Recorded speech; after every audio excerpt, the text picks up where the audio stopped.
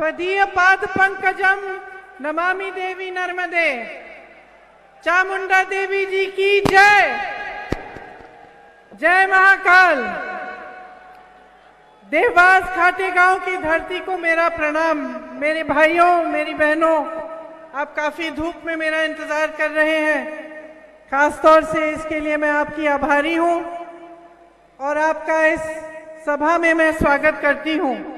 सबसे पहले मैं आपको कांग्रेस की जो कुछ घोषणाएं हैं वो पढ़ के सुना देती हूं, क्योंकि वो सबसे आपके काम की बात है। मेरी बहनों, लाडली योजना के बारे में सुना है? सुना? चलो, नहीं सुना तो और भी अच्छा है। लेकिन भाजपा ने आज कल कुछ मेरे ख्याल से 1-2 महीने पहले एक योजना की घोषणा की, लाडली योजना की घोषणा। उसमें उन्होंने कहा है कि आपके खातों में थोड़े बहुत पैसे वो हर महीने डालेंगे, शायद 1200 रुपए ये कहा है, और कुछ महिलाओं को उन्होंने भेज भी दिया। देखिए, हमारी अपनी घोषणा है, कांग्रेस की ये घोषणा है कि 1500 रुपए आपके खाते में हर महीने हम डलवाएंगे। अब उनकी घोषणा और हमारी घोषणा में फर्क क्या है मैं बताना चाहती हूँ। बहनें बैठी हुई हैं, आप सोचो अगर आपकी कोई सहेली होती जिसकी शादी किसी के घर में हो गई, बड़े परिवार में, परिवार के मुखिया थोड़े कंजूस हैं, ठीक है, 18 साल से उसी परिवार में है। जब भी कुछ पैसों की जरूरत होती थी, जब भी कुछ कराना था, दिवाली के लिए कोई मेहमान आ रहे हैं, कुछ भी करना है, तो मुखिया पैसे नहीं देते थे। खुद अपने पति के साथ वो कहीं ना कहीं से जुगाड़ करके और कुछ करके अपने आप कमा लेती थी और उससे काम चला लेती थी। अब सोचो कि आपकी ये सहेली एक दिन आपके पास आती है और आपसे कहती है कि सुनो, आज तो गजब हो गया, आज तो मेरे ससुर जी ने कहा कि तुम खाता खोल दो, हर महीने तुम्हारे खाते में मैं 1200 रुपए डाल दूंगा। बहुत खुश है तुम्हारी सहेली। तुम क्या कहोगी उससे? क्या कहोगी?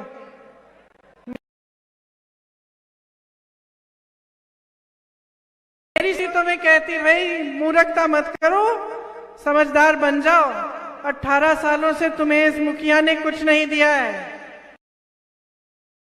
अब तुमसे कह रहा है कि खाता खोल दो, इसमें पैसे डाल दूंगा, जरूर कोई चाल होगी। यही कहती ना तुम भी, है ना?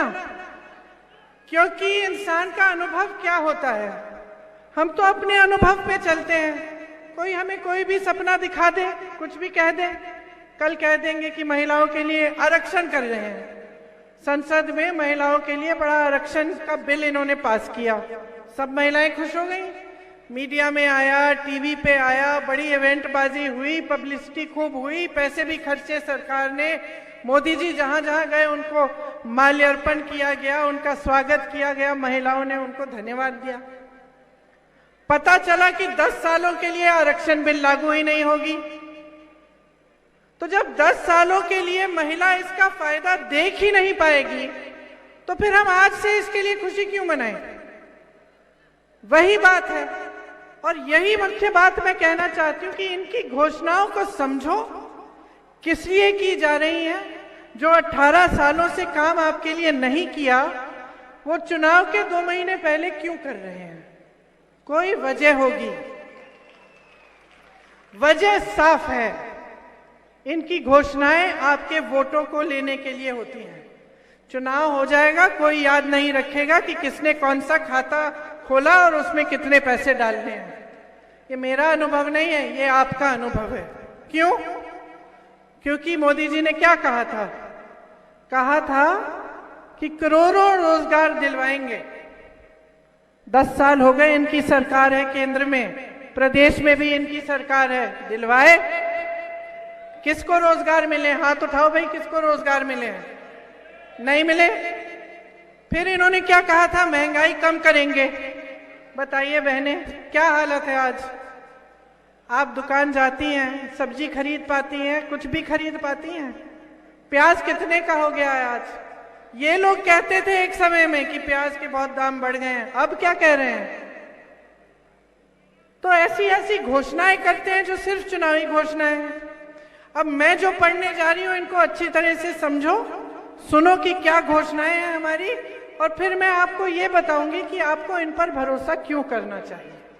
देखिए, महिलाओं को जैसे मैंने कहा 1500 रुपए प्रति माह अपने खाते में, आपके खाते में जाएंगे। गेहूं का न्यूनतम समर्थन मूल्य बढ़ाया जाएगा, 2600 रुपए दिया जाएगा। धान का समर्थन मूल्य 2500। अब हम किस आधार पर कह रहे हैं? चुनाव के आधार पर नहीं कह रहे हैं। छत्तीसगढ़ आपके पास में है, पास वाला प्रदेश है, पड़ोसी प्रदेश है आपका। 2400 रुपए धान मिल रहा है, अभी कांग्रेस की सरकार खरीद रही है धान 2400 रुपए में आज के दिन, और चुनाव के लिए नहीं किया गया था ये काफी समय से चल रहा है। उस आधार पे हम कह रहे हैं कि यहाँ पे भी हम 2600 का गेहूं और 2400 का धान खरीदेंगे। फिर हम कह रहे हैं कि किसान के कर्ज माफ किए जाएंगे। अब किस आधार पे कह रहे हैं? हम इस आधार पे कह रहे हैं कि कांग्रेस के प्रदेशों को देखो, छत्तीसगढ़ में किसानों के कर्ज माफ किए गए हैं, राजस्थान में किसानों के कर्ज माफ किए गए हैं, कर्नाटका में किए थे, और आज हम कह रहे हैं कि आपके कर्ज माफ करेंगे, क्योंकि जब 15 महीनों के लिए मध्य प्रदेश में आपने पिछली सरकार कांग्रेस की चुनी थी, तो उन्होंने, कमलनाथ जी ने किसानों के कर्ज माफ करना शुरू किया था। तो हम उस आधार पर कह रहे हैं कि फिर से आपके कर्ज को माफ किया जाएगा। 100 यूनिट बिजली की बिल आपको माफ होगी और 200 यूनिट बिजली की बिल हाफ होगी, मतलब आधी की जाएगी। इसका भी आधार है, ये भी पहले किया गया था और कांग्रेस के प्रदेशों में हो रहा है आज भी। पुराना पेंशन यहां लागू होगा। पुराना पेंशन राजस्थान में आज लागू है, छत्तीसगढ़ में लागू है, हिमाचल प्रदेश में लागू है और कर्नाटका में लागू है। इस आधार पर हम कह रहे हैं कि हम मध्य प्रदेश में भी पुराने पेंशन को लागू करेंगे। गैस सिलेंडर को हम 500 रुपए में देंगे। जब कांग्रेस की सरकार थी तो आपको 425 रुपए में मिलता था, आज कहीं भी जाएं 1200 रुपए, 1400 रुपए में। हाँ, चुनाव आ रहा है, उसको चुनाव के लिए कम कर दिया, वो अलग बात है। देखिए बहनें, सुन लीजिए, ये नहीं है कि पिछले 5 सालों से, जब से इनकी सरकार रही है, 18 सालों से आप संकटों का सामना नहीं कर रही थी।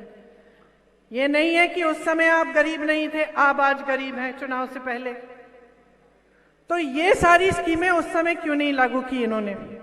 आज क्यों बता रहे हैं? सरकार तो इन्हीं की थी ना, सरकार इन्हीं की थी, तो रोजगार क्यों नहीं दिए? मध्य प्रदेश में आज तमाम पद खाली क्यों हैं? बताइए। यहाँ नौजवान खड़े हैं, आप सबने कहा रोजगार नहीं दिए, लेकिन आपको मालूम है कि कितने पद खाली पड़े हैं? कि जैसे स्वास्थ्य व्यवस्था में आप देखें, तमाम पद 90% से ज्यादा हर स्तर पर खाली पड़े हैं। विश्वविद्यालयों में शिक्षकों के पद खाली हैं, क्यों नहीं भरे? आपकी सरकार रही 18 सालों से, भैया आप भर सकते थे। आजकल तो नौजवान कोई ऐसा नहीं है जो पढ़ा लिखा नहीं है। गरीब से गरीब परिवार में आजकल माँ बाप मेहनत इसलिए करते हैं कि बच्चा पढ़े लिखे और उसका भविष्य मजबूत बने, उसको अच्छा रोजगार मिले। तो तमाम पढ़े लिखे बच्चे हैं, नौजवान हैं, कईयों ने भर्ती की परीक्षाएं की, भर्ती की परीक्षाओं में भी आपने घोटाला कर दिया। आपने दिए हैं, रोजगार मिला, पद खाली पड़े हैं ना, घोटाला हुआ होगा उसमें, और क्या है ना। इस प्रदेश में जितने घोटाले हुए हैं शायद देश के किसी और प्रदेश में नहीं हुए होंगे इनके कार्यकाल में। मेरे पास एक लंबी लिस्ट होती थी, मैं पढ़ के थक गई, मैंने कहा भाई मैं पढ़ना छोड़ दूं।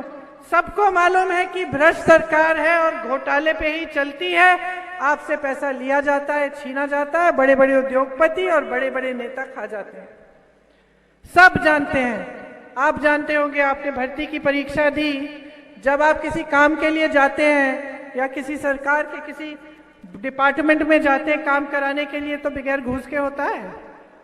नहीं होता ना। क्या सरकार का काम है कि आपसे घूस ले, कि सरकार का काम है कि आपकी संपत्ति वापस आपके जेब में डाले? बताओ।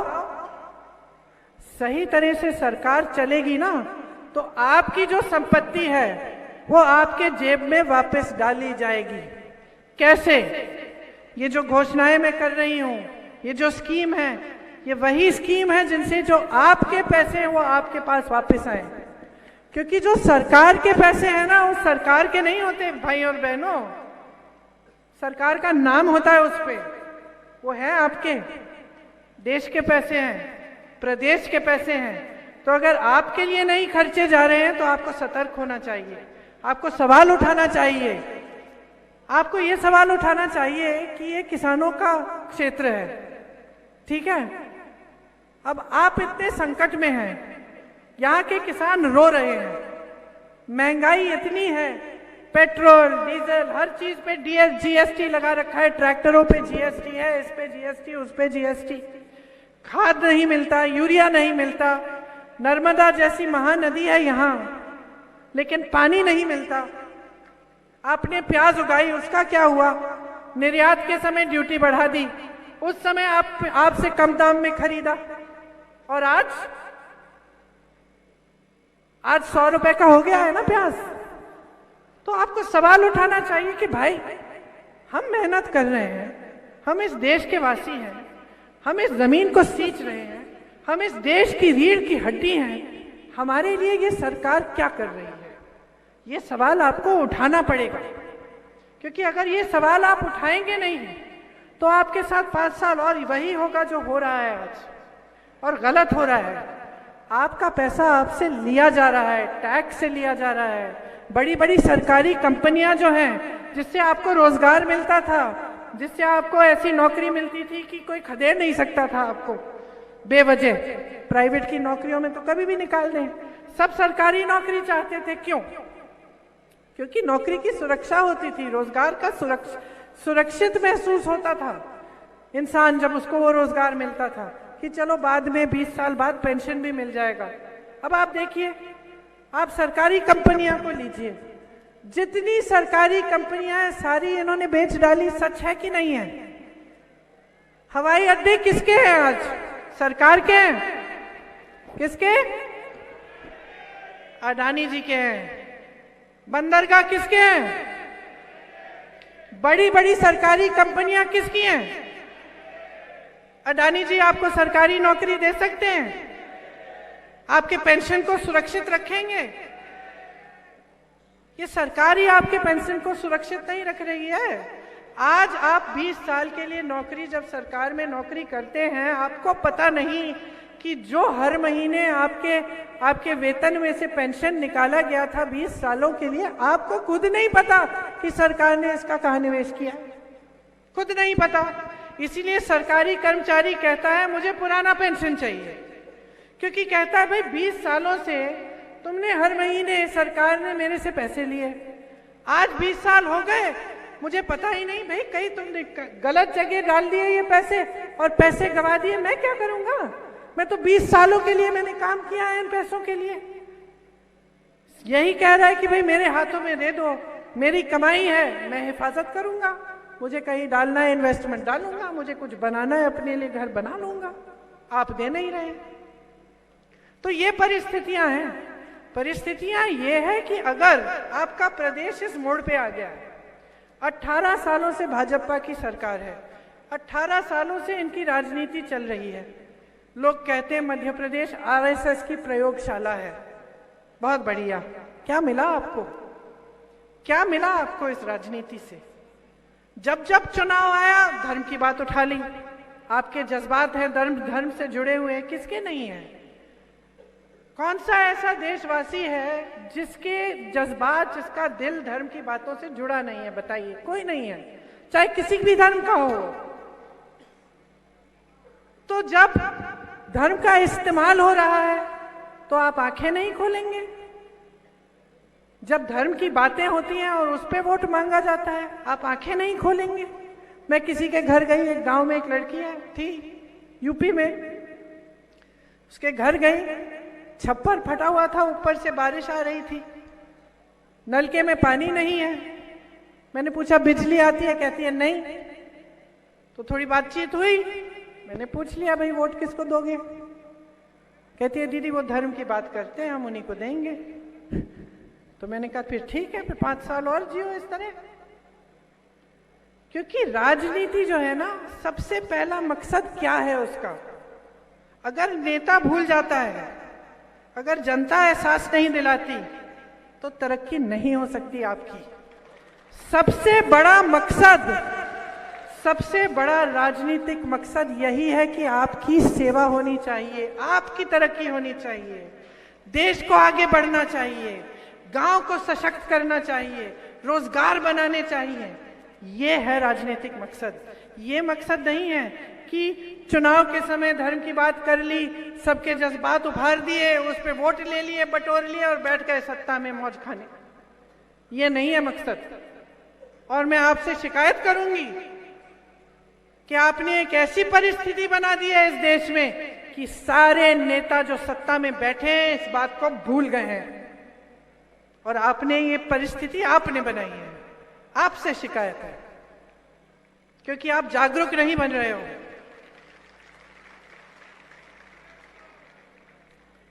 जागरूकता इसमें है कि आप समझो कि शक्ति, लोकतंत्र ने ना, ये महात्मा गांधी जी, इंदिरा जी, पंडित नेहरू जी, इन सब ने आजादी की लड़ाई किस लिए लड़ी?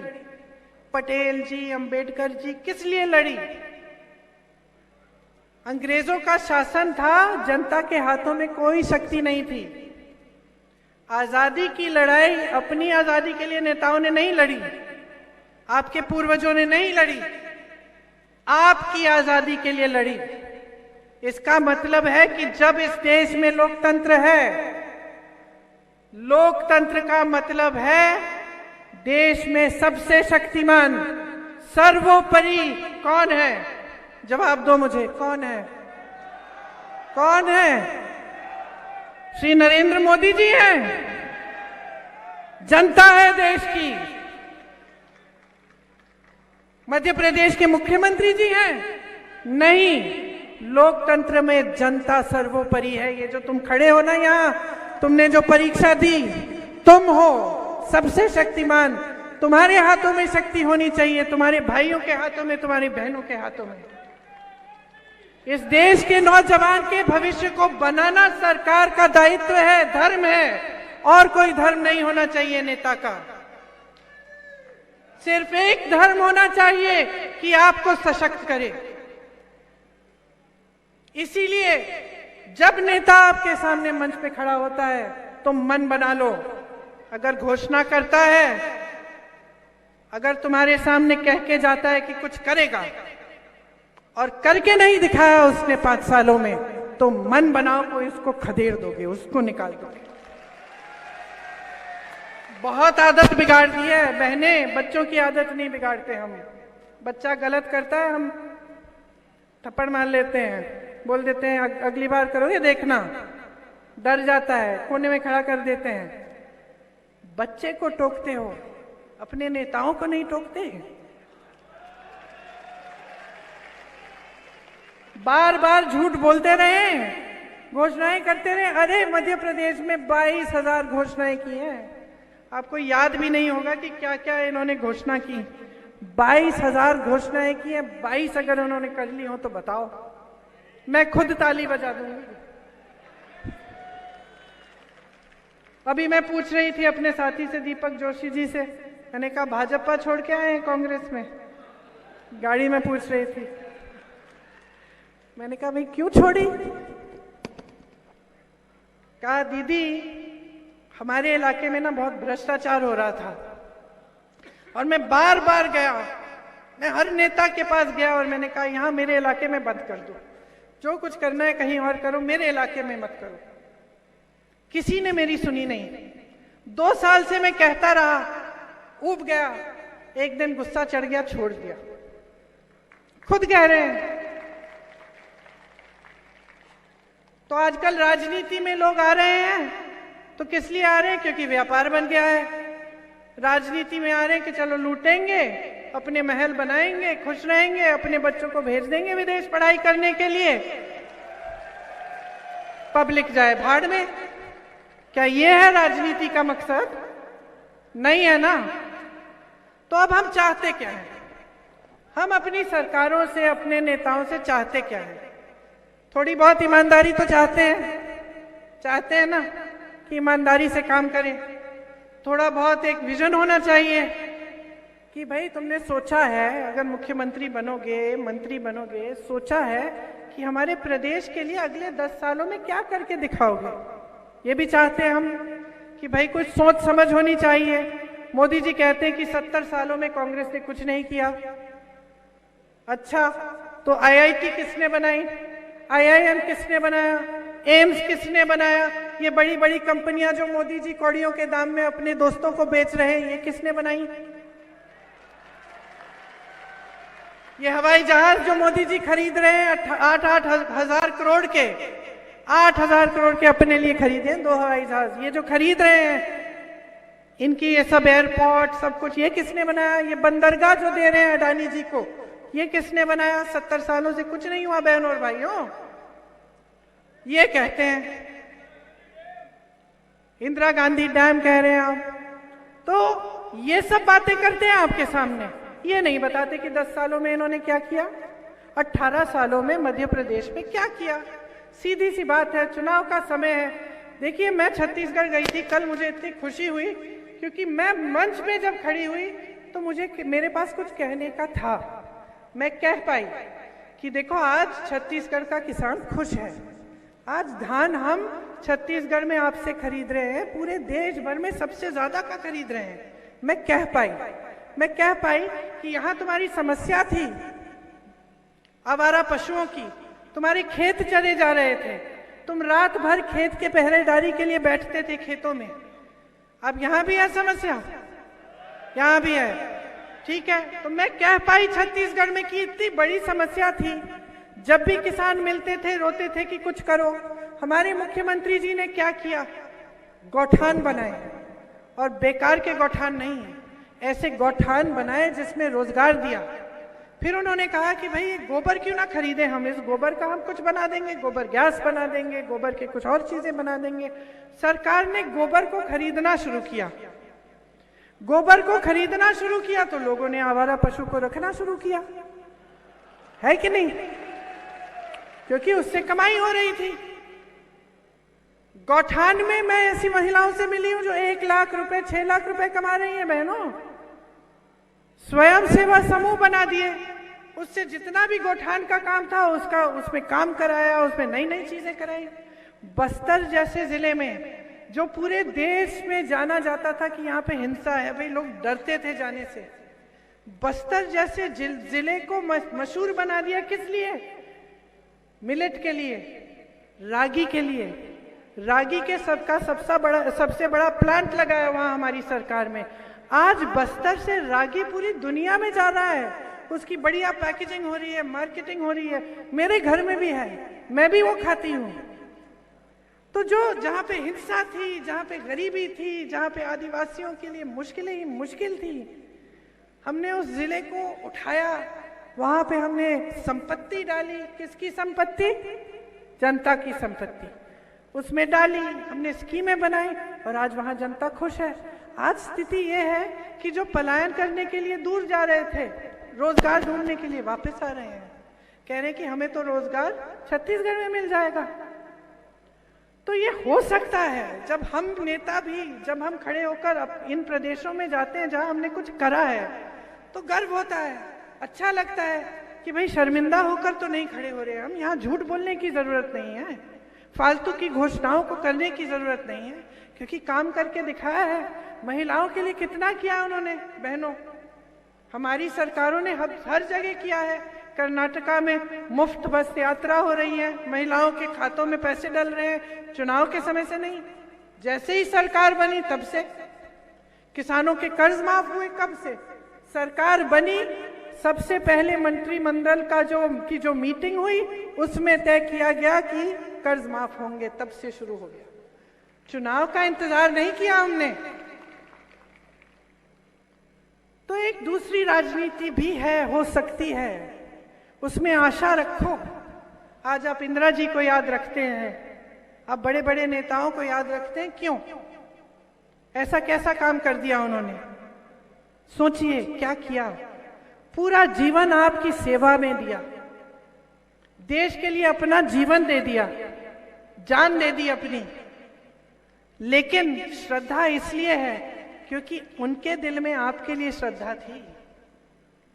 वो अपने आप को आपसे ऊपर नहीं समझती थी, इसलिए उनके मृत्यु के तकरीबन 40 साल बाद भी आप नारे लगाते हैं उनके लिए। मैं आदिवासी क्षेत्रों में जाती हूँ, अभी भी लोग मिलकर मुझे कहते हैं कि आपकी दादी जी ने पट्टे दिलवाए, गरीबों को पट्टे दिए, जल जंगल जमीन पर अधिकार दिया। आज भी आप उनके लिए ताली, मेरे लिए नहीं है, उनके लिए ताली बजा रहे हो, क्योंकि उनके दिल में आपके लिए श्रद्धा थी। ऐसे नेता होते हैं, ऐसी राजनीतिक दल होते हैं जिनके असूल, जिनकी परंपराएं इस देश की आजादी के असूल हैं, पुरानी परंपराएं हैं, आदर की परंपराएं, एक दूसरे के लिए और देश की जनता के लिए। हम समझते हैं कि ये संपत्ति सब आपकी है, हम चाहते हैं कि आपके हाथों में जाए। हम समझते हैं कि आपने खड़ा किया है यहाँ हमको। अगर मेरे परिवार के 2-3 पीढ़ियां आपके सामने नेता बन के आए, आप ही ने तो बनाया, आप ही ने तो सशक्त किया, तभी तो हमारे बीच और आपके बीच एक श्रद्धा, एक आदर है। तो आप इन बातों को गहराई से समझिए। चुनाव के समय कोई कुछ भी कह सकता है, मैं भी आके आपको कुछ भी कह सकती हूँ। मैं सच कह रही हूँ या मैं झूठ कह रही हूँ, इसका आधार क्या है? मैं घोषणा कर रही हूँ तो किस आधार पर कर रही हूँ? ये गहराई से समझना आपका सबसे बड़ा कर्तव्य है। ये लोग देशभक्ति की बात करते हैं ना, इससे बड़ी कोई देशभक्ति नहीं है बहनों और भाइयों। इससे बड़ी कोई देशभक्ति नहीं है कि आप अपना हक, अपना अधिकार नेताओं से, राजनीतिक दलों से और सरकारों से मांगो। हम कहते हैं जातिगत जनगणना करो। क्या है ये? इसका मतलब क्या है? आपने सुना होगा, सुना है, समझा क्या है? जातिगत जनगणना ये है, गिनती है, ठीक है, कि गिनती कर लो कि कौन सी जाति के कितने लोग हैं इस देश में। अब मान लो मैं सभा में हूं, आप सब यहाँ खड़े हो, हजारों लोग होंगे, मुझे तो नहीं मालूम कि उस कोने में शायद 100 ऐसे किसान होंगे जो अपना पेट भी नहीं भर पा रहे हैं, जो इतने गरीब हैं कि मजदूरी भी नहीं कर पा रहे हैं, खेती में पे काम करते हैं, पैसे नहीं, मुझे नहीं मालूम, मुझे नहीं मालूम। मुझे ये भी नहीं मालूम कि यहाँ पे 200 ऐसे नौजवान होंगे जो शायद अति पिछड़े होंगे और शायद किसी ऐसी उनका ऐसा एक हुनर होगा जिसका आज तक सरकार ने जिसके लिए कोई सहायता नहीं की है सरकार ने। मुझे नहीं मालूम, क्योंकि मैंने गिनती नहीं की, तो मुझे कैसे मालूम होगा? मुझे नहीं मालूम कि भाई कितनी महिलाएं बैठी हैं, मुझे दिख रहा है कि 100-200 होंगी, लेकिन मुझे ठीक तरह से नहीं मालूम। तो अगर मैं इस भीड़ के लिए कुछ काम करना चाहती हूँ गहराई से, मैं समझना चाहती हूँ कि भाई आप जो अंगोछा पहने हुए लाल वाला, आपकी क्या ज़रूरतें हैं, या मैं समझना चाहती हूँ कि महिलाओं के लिए आजकल क्या करना चाहिए, या वो जो गरीब किसान है 100 पीछे जो बैठे हुए हैं, उनको आगे बढ़ाने के लिए सबसे अच्छी स्कीम क्या होगी। तो बगैर गिने कैसे जानूंगी? कैसे जानूंगी कि सरकार की इतनी संपत्ति इन लोगों के प्रति जानी चाहिए, क्योंकि ये सबसे गरीब है, ये अति पिछड़े हैं, या ये पिछड़े हैं, या फिर ये दलित हैं। इन्होंने बहुत हजारों सालों से इन्होंने अन्याय सहा है, इनको आगे बढ़ाने के लिए जरूर कुछ करना है, इसके लिए गिनती जरूरी है। अब भाजपा के नेता आते हैं, कहते हैं कि हम ओबीसी वर्ग को आगे बढ़ाएंगे, हम ऐसा करेंगे, वैसा करेंगे। जब हम कहते हैं भाई गिनती तो कर लो, चुप। गिनती नहीं चाहते तो गिनती नहीं चाहते तो मदद कैसे करोगे?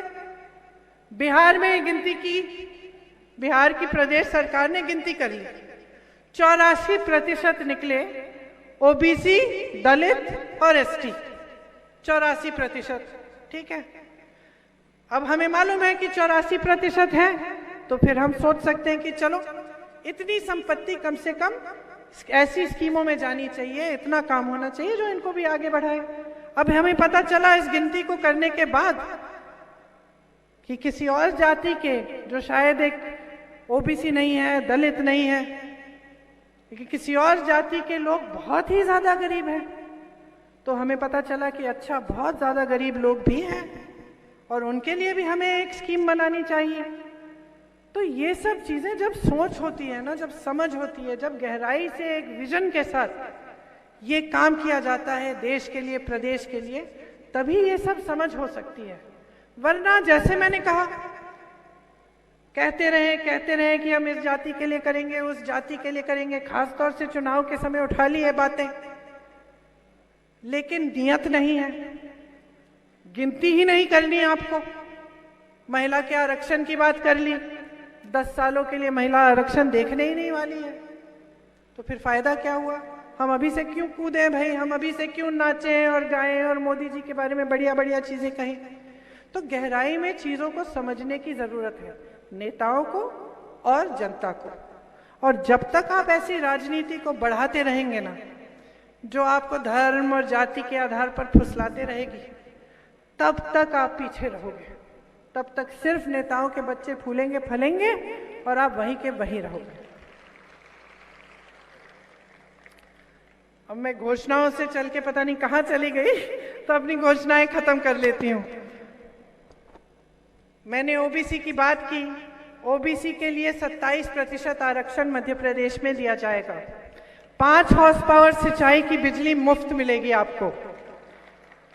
जाति जनगणना हम प्रदेश में कराएंगे अगर केंद्र सरकार नहीं करना चाहती। 2 लाख सरकारी पद खाली पड़े हैं, तुम जैसे लड़कों को मिलने चाहिए और मिलेंगे। प्रतियोगी परीक्षा के लिए कितनी फीस दी है तुमने? 500। हम कह रहे हैं कि जितनी भी ऐसी परीक्षाएं हैं उसकी निःशुल्क तुम फीस के बिना तुम भरोगे। 25 लाख रुपए तक का बीमा और 10 लाख का दुर्घटना बीमा, स्वास्थ्य बीमा आपको मिलेगा। मतलब कोई दुर्घटना घट गई, किसी को चोट आ गई, आपको अस्पताल ले जाना है, 10 लाख तक आपका इलाज हो जाएगा अगर दुर्घटना हुई, और 25 लाख तक बाकी इलाज। ये राजस्थान में हो रहा है। राजस्थान में मैं ऐसे लोगों से मिली हूं जिनका हार्ट ऑपरेशन सरकार द्वारा किया गया, 1 पैसा नहीं देना पड़ा, क्योंकि 25 लाख तक मुफ्त इलाज है। राजस्थान में किसकी सरकार है? कांग्रेस की सरकार है। ये एक पढ़ो और पढ़ाओ योजना खास मेरी बहनों के लिए है, अच्छी तरह से समझिए इसको। इसमें मध्य प्रदेश के हर बच्चे को 1 से 12वीं तक निःशुल्क शिक्षा मिलेगी। कक्षा 1 से 12 तक अलग अलग, जैसे 1 से 5वीं तक, 5वीं से 8वीं तक अलग अलग बच्चों को 500, 1000 और 1500 रुपए दिए जाएंगे हर महीने, ताकि जो स्कूल के लिए, पढ़ाई के लिए जो चीजें खरीदनी पड़ती हैं, जो थोड़ा बहुत करना पड़ता है, वो आप कर पाए। यहाँ पे आपको मालूम है 7000 पाठशालाएं बंद हुई हैं इनके राज्य में। नई बनाने के बजाय इन्होंने बंद कर डाले, और वहां छत्तीसगढ़ में ऐसे विद्यालय बन रहे हैं, हर जिले में बने हैं जहां पे इंग्लिश मीडियम पढ़ाई जा रही है। और हमने वहां घोषणा की है कि 5 साल सरकार और लाओगे तो जितने सरकारी विद्यालय हैं उन सबको अपग्रेड करके हम इंग्लिश मीडियम भी बनाएंगे। आज आप जानते हैं कि महंगाई कितनी है। दिवाली आ रही है, आप सब जानते हैं, जो भी दिवाली के लिए काम करने हैं, लिपाई पुताई, थोड़ा सा सजाना है घर को, कुछ बर्तन खरीदने जाओगे धनतेरस पे, दिए खरीदने जाओगे, कर पा रही हो? क्या होता है, दुकान जाती हो तो लौट आती हो ना बगैर खरीदे, आधी चीजें छोड़ के आती हो ना। ये हो रहा है। जहां जहां कांग्रेस की सरकार है वहां हमने बचाया है इनकी नीतियों से लोगों को। गैस का सिलेंडर कम दाम में दे दिया, महिलाओं को सहायता कर ली, गांव में ग्रामीण रोजगार बढ़ा लिए, खेती किसानी में रोजगार बढ़ा लिए, किसानों के कर्ज माफ कर लिए, ताकि आपके जेब में पैसा हो। जब आपके जेब में पैसा होता है ना, तभी आपकी अर्थव्यवस्था मजबूत होती है, गांव की, तभी आप आगे बढ़ पाते हो। ये आपके साथ नहीं हो रहा है। आज जिस तरह की महंगाई से आप जूझ रहे हो ना, वो बहुत गलत है। आप सोचो, देश का किसान मोदी जी के राज में 27 रुपए कमा रहा है एक दिन में। आज आपको प्याज 100 रुपए में मिल रही है 1 किलो। 27 रुपए आप एक दिन में कमा रहे हो। अडानी जी कितना कमा रहे हैं, कोई बता सकता है? 1 घंटे में 70 करोड़। मुझे 1 घंटे का नहीं मालूम, एक दिन में 1600 करोड़ रुपए ये एक इंसान कमा रहा है।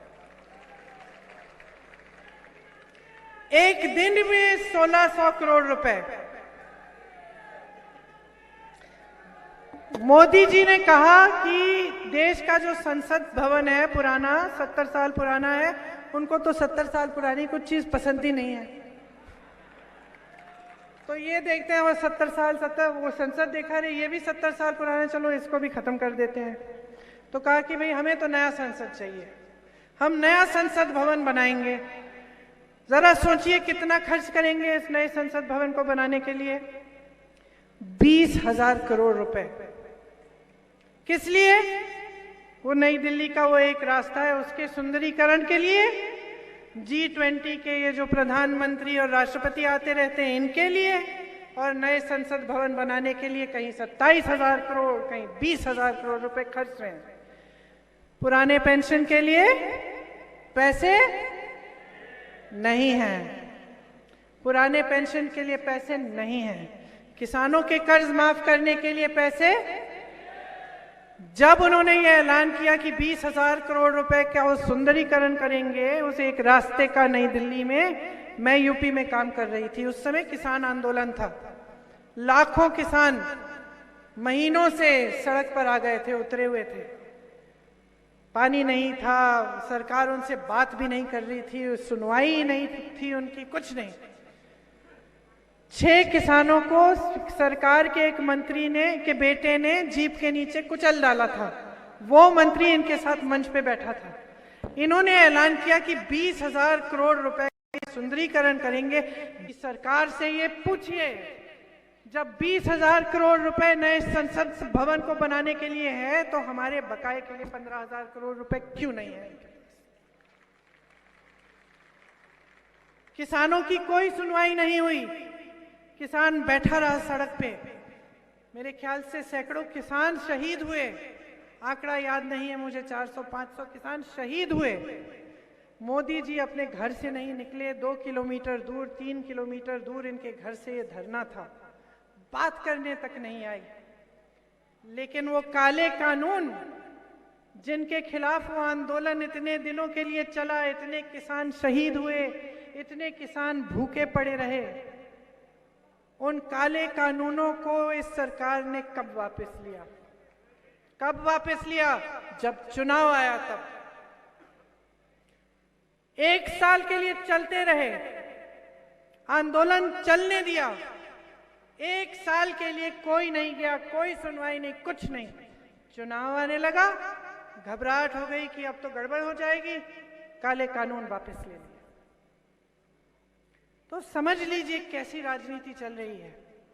और यही चाहते हैं आप। इतना महान देश, पूरी दुनिया हमारी तरफ देखता था, कहता था ये एक देश है जिसकी आज़ादी की लड़ाई बगैर किसी हिंसा के की गई। मतलब हमारी तरफ से कोई हिंसा नहीं थी।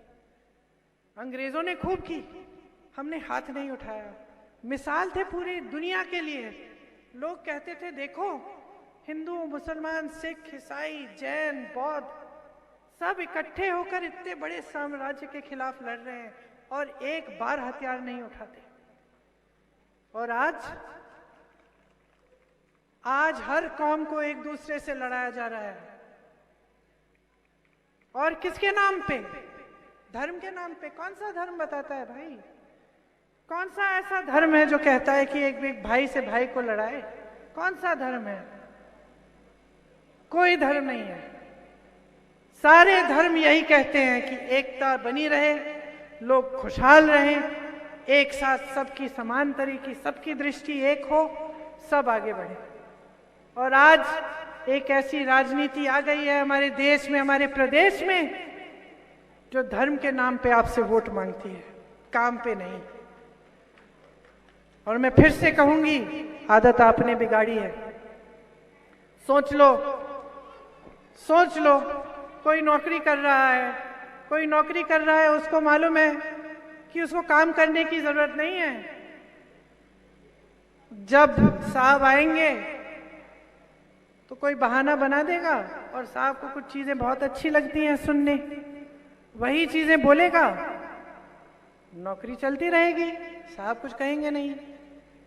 अब आपने परिस्थितियां ये बना दी हैं कि नेता सोच रहा है कि काम की बात करने की जरूरत नहीं है, घोषणाएं कर दूंगा, चुनाव के बाद कुछ पूरा नहीं करना, मैं ऐश करूंगा, चुनाव आएगा फिर से घोषणाएं कर लूंगा और बीच में मैं धर्म की बातें करते रहूंगा। तो धर्म की बात जैसे करूंगा मेरे से काम कोई नहीं पूछेगा, तो नेता काम क्यों करेगा आपके लिए? नहीं करेगा ना, करेगा? आप मुझे कल कह दो इन सब नेताओं को कि भैया काम करने की जरूरत नहीं है, हमें आपसे कुछ नहीं चाहिए, आप आके यहाँ पे पूजा पाठ कर लो हमारे सामने और फिर चले जाओ। तो देखते कौन सा नेता आके आपकी टूटी ठीक करेगा, आपकी सड़क ठीक करेगा, आपकी पाठशालाएं बनाएगा? नहीं करेगा, क्योंकि उसको मालूम है कि जरूरत ही नहीं है, भाई वोट तो मुझे पूजा पाठ पे मिलना है। तो आदत मत बिगाड़ो, ये लोकतंत्र तुम्हारा है, ये देश तुम्हारा है, तुम्हारे पूर्वजों ने बनाया, तुम्हारी मेहनत बनाती है। ये किसान बैठे हैं सरहद पे, कौन अपनी जान लेने जाता है? किसान का बेटा जाता है, मुख्यमंत्री जी का बेटा तो नहीं जा रहा। आपके लिए तो ये अग्निवीर ले आए, 4 साल सेना में नौकरी करिए, उसके बाद घर लौट जाइए, बेरोजगार बन जाइए फिर से। अपने बच्चों के लिए तो विदेश में पढ़ाई और बड़े बड़े महल और बड़ी बड़ी गाड़ियां, और आप वीडियो देख ही रहे हैं कि इनके बच्चों हजारों करोड़ों की बात कर रहे हैं एक दूसरे से कि ये कमाएंगे, भाई इतनी घूस दे दो, उतना इसमें मिलेगा, ये डील कर लो, वो डील कर लो। तो देखो, जागरूक बन जाओ। मैं वोट नहीं मांगने आई हूं, मैं जागरूकता मांगने आई हूं, और मैं चाहती हूं कि मुझे ये मिले। मैं चाहती हूं कि आप समझो कि इसी देश में, उन प्रदेशों में जहां कांग्रेस की सरकार है, आज के दिन एक अलग तरह की राजनीति चल रही है, और वो राजनीति आपको सशक्त बनाने वाली राजनीति है। वो राजनीति ये है, ऐसी है जिस पर आप भरोसा कर सकते हैं।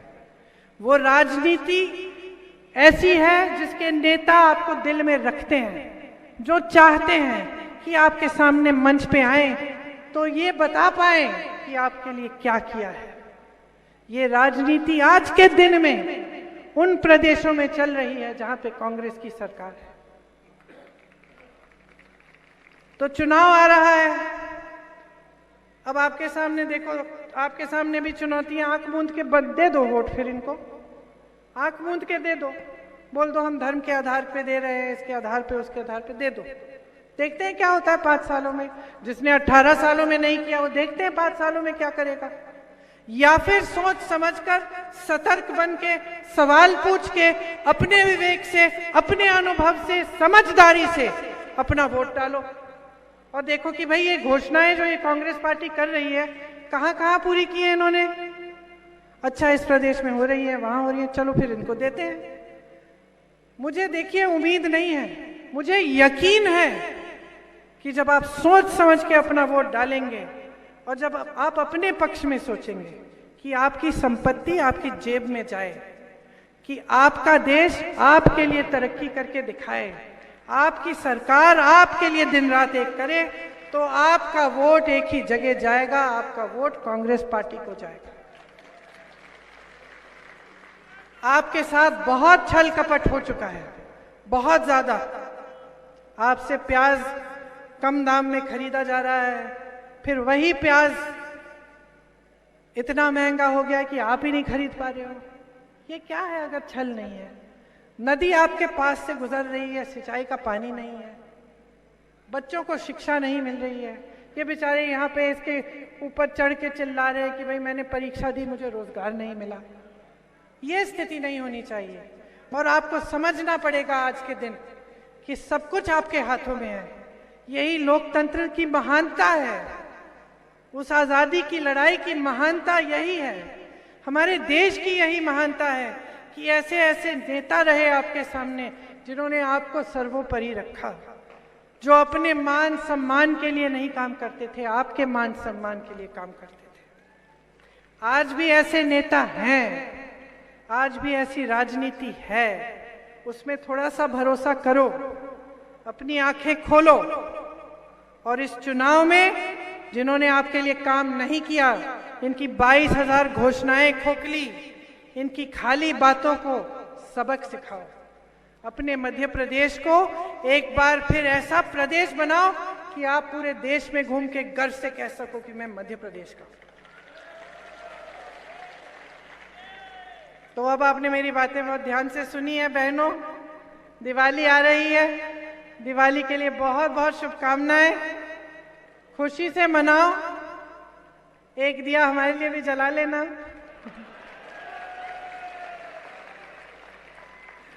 बहुत बहुत शुभकामनाएं दिवाली के लिए, और एक बार मेरे साथ जोर से कहिए जय हिंद।